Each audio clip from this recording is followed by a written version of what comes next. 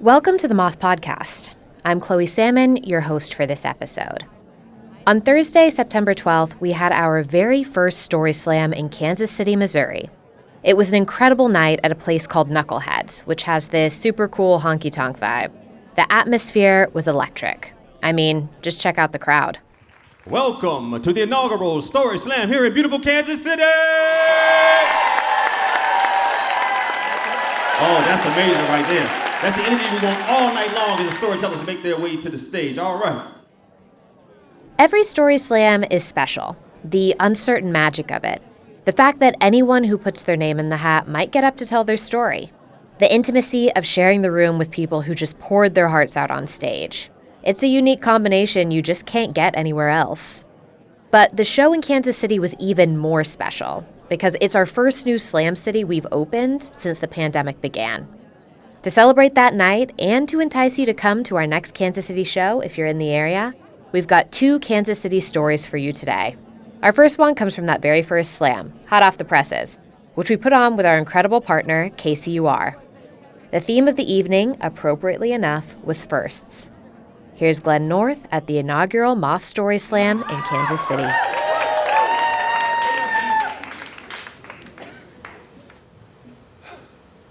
So mine is a story of first told in 2 parts. And it starts on a warm August night way back in 1988.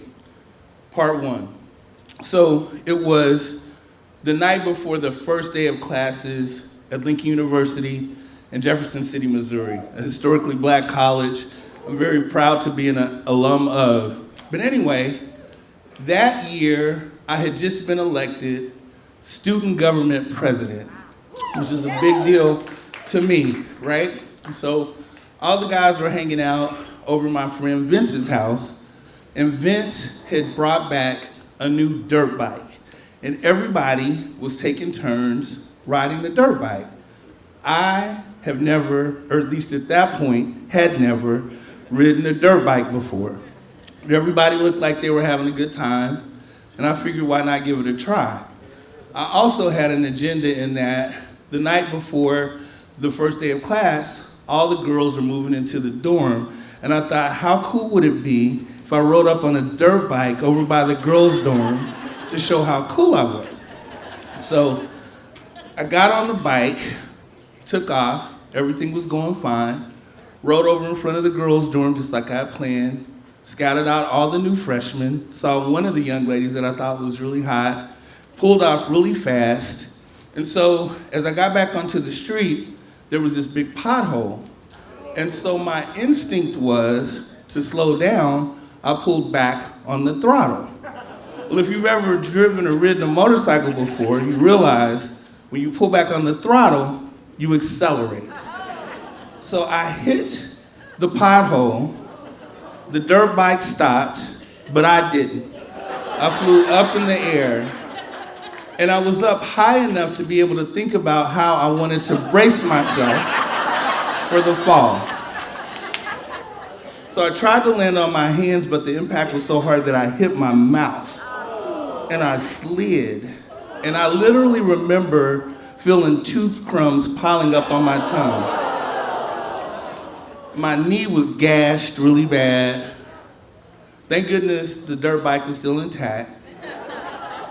Drove it back to Vince's house, just sat it down and walked off really quietly because I didn't want anybody to see how messed up my face was. Well, being the student government president the next day, I have to give the speech to welcome everybody back to the new semester. So as I'm walking on stage with the university president and all the dignitaries, there's a crowd like you all are here, you can literally see everybody's face going like, oh my God, what is going on with your face? My lip was all messed up, my teeth were broken. And so I told a little joke in my speech about how I had ridden the dirt bike, and everybody was really gracious. So afterwards, my job was to give a group of incoming freshmen a tour around campus. I had on this really nice blue blazer with the brass buttons, some really nice khakis, and the girl I had seen the night before was in my group. And so we were in front of the buildings, and I was giving the history of the building, And she raised her hand, and I was like, yeah, you got a question? And I'm trying to be all cool and stuff. She said, no, I have a comment. Your knee is bleeding. So I looked down on my khakis. My knee was just like a sea of blood. It was horrible. I probably should have gone to the hospital, but anyway. So went back home, called the dentist, and went and had some caps put on, waiting for a crown to be a permanent replacement. So part two, I'd always had a crush on this girl named Siobhan, and I finally got up enough courage to ask her out, and even with the scarred face and a bloody knee, she said yes. So we went to a really nice restaurant, we were having a good time, and I said something that I thought was really funny, and I kind of reared back my head and laughed, and the cap fell off. And I caught it in my hand, and I popped it back on,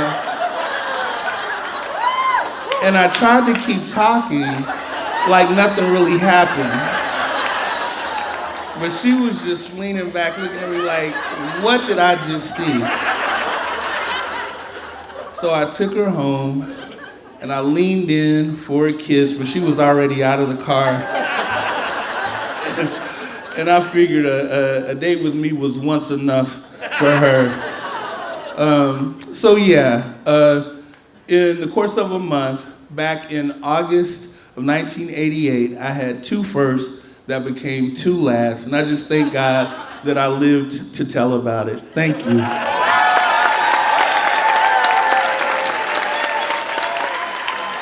That was Glenn North. He's a community-based poet, the director of inclusive learning and creative impact at the Kansas City Museum, and co-founder of the African American Artists Collective. #PoetryEverywhere is his mantra. To see a photo of Glenn with his fraternity brothers, just visit our website at themoth.org/extras. In addition to being a storyteller, Glenn is also actually going to host the next Moth StorySLAM in KC. If hearing the energy of the crowd has got you hankering to attend, just head to themoth.org/Kansas City to find the event schedule and grab tickets. And as a reminder, we've got recurring StorySLAMs in 28 cities across the globe. From New York to Los Angeles, from Seattle to Chicago, from London to Melbourne. There's a very good chance there's a slam near you. To check them out, just go to themoth.org/events and select StorySLAMs. Up next, we've got a story about an important part of KC history. Susan Marie Moreno told this at another show we had in Kansas City, this time a main stage. Here's Susan live at the Moth. I was born and raised in Davenport, Iowa, the Corn Belt of the United States. Well, it was a great childhood growing up in Iowa, but I always felt a little out of place. I always just was kind of different. And my mother would say, Susie, you really beat to a different drum. And I know I did. But I just kept looking and searching and being myself. So I had an opportunity to go to the University of Iowa. They were recruiting for diversity, and also I was a shot putter for Title IX was then. And so that was 1975. And I thought, this is great. I'll find my people. I'm looking for some lesbians of color. I thought, yeah. So I go up there and I'm looking, I'm searching, and I'm like, well, I'm still in Iowa, but I see a few women, and that, and I'm just happy.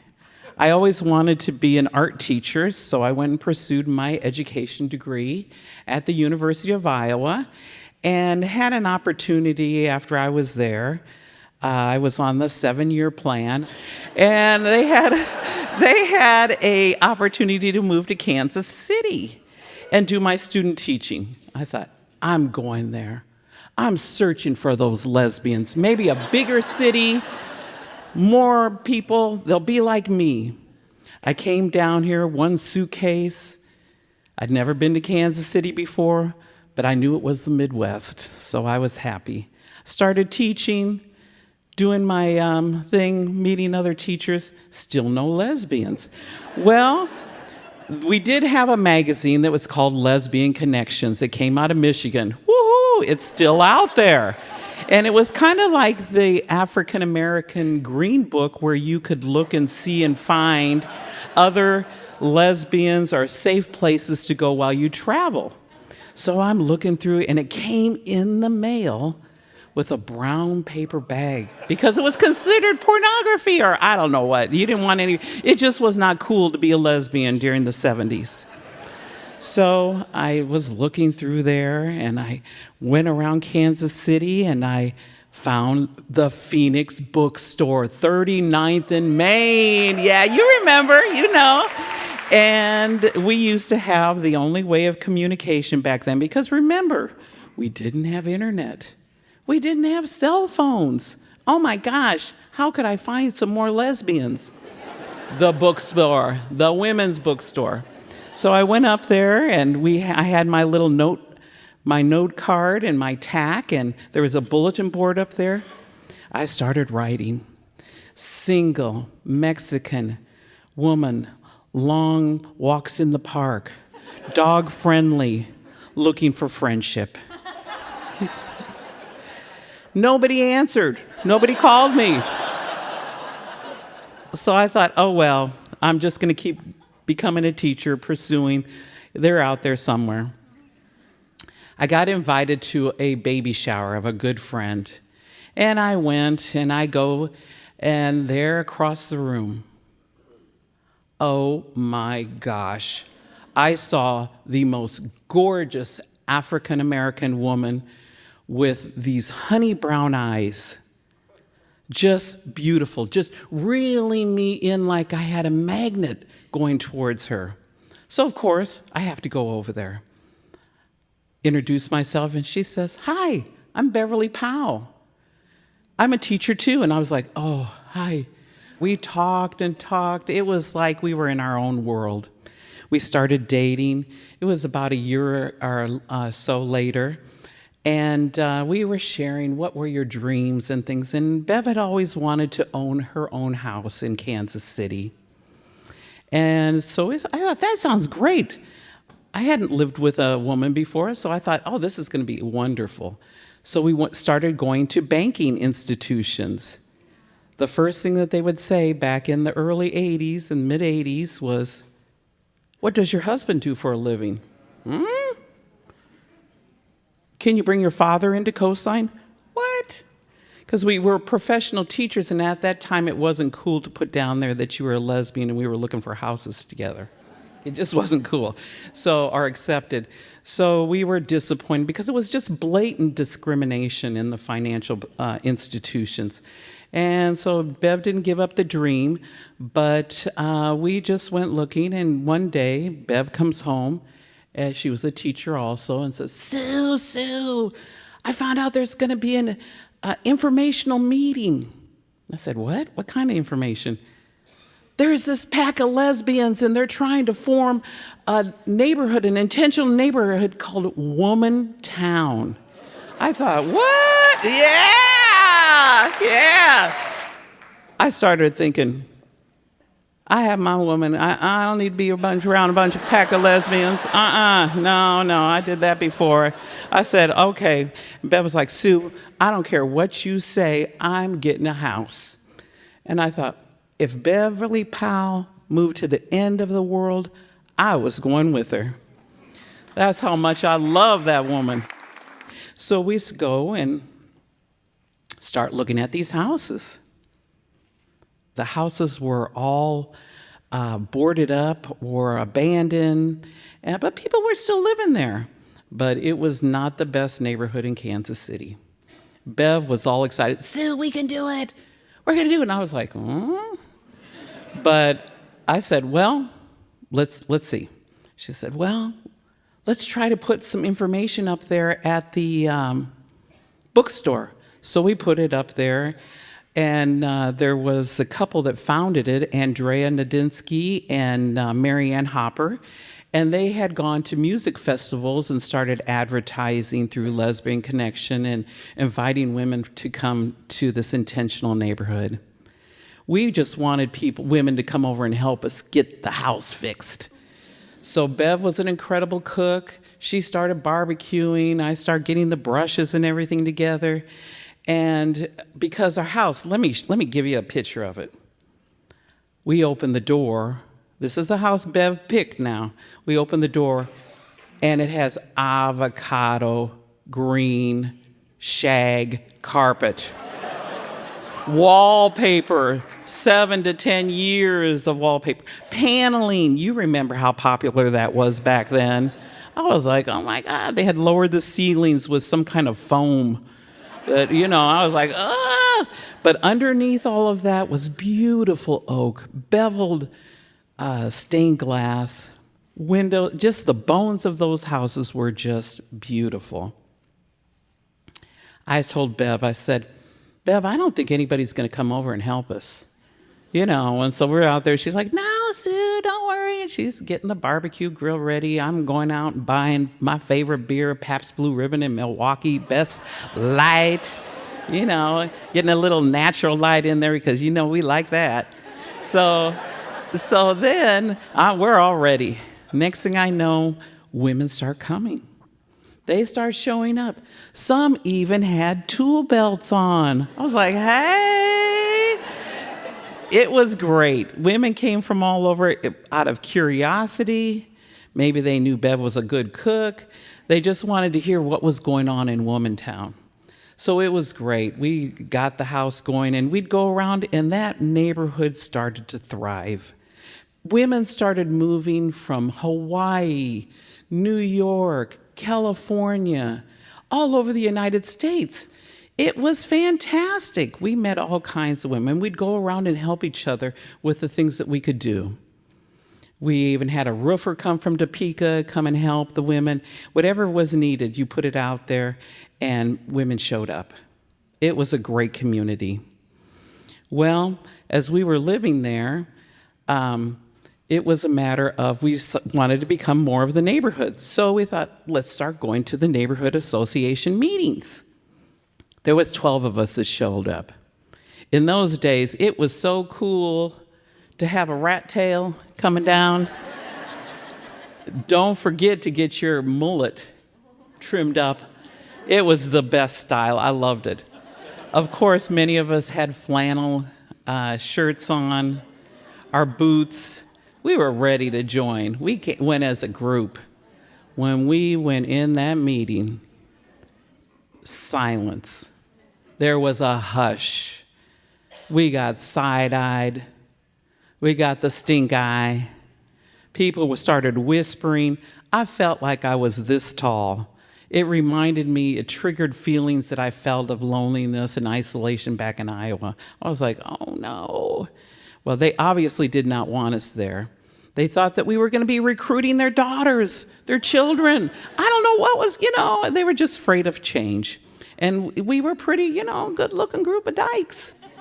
So what happened is that we joined the meetings, and there was a lot of tension and resistance. I went home, I said, oh, Bev, they do not want us here. They do not want us in this neighborhood. They are not happy we're here. And Bev was like, Sue, just quit going. We've got our house. You don't need to go anymore. We have what we need.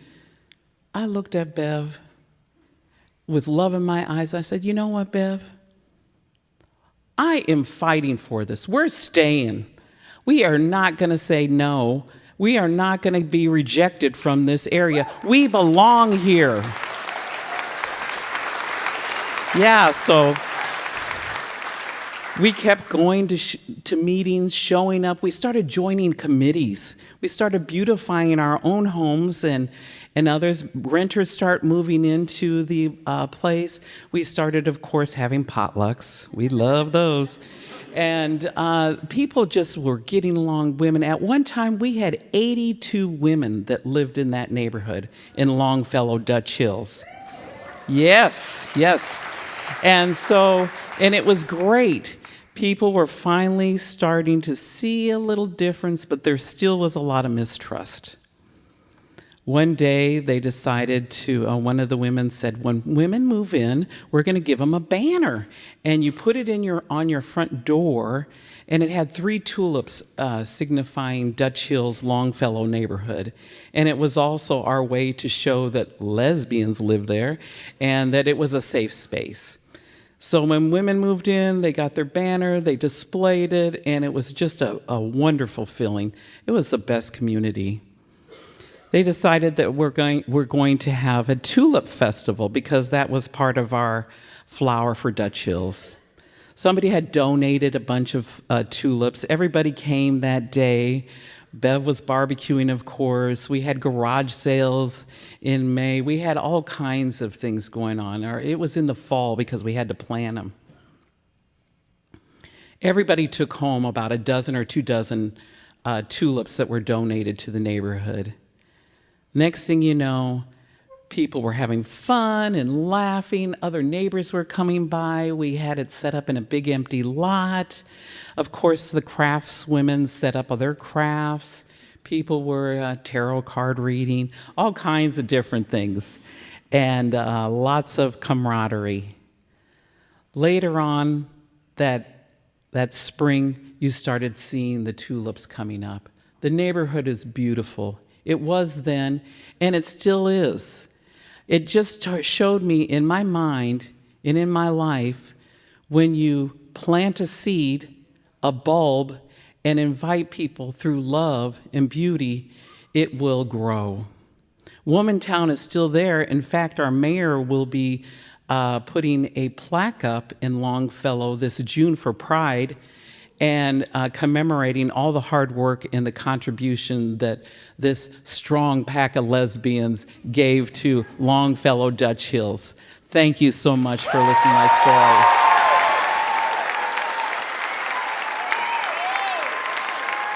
That was Susan Marie Moreno. She was born in Iowa in 1956 as a second-generation Mexican-American. A retired art teacher in the Kansas City area, she's also an artist and storyteller who explores themes of family, lesbian identity, and resilience in her work. That's it for this episode.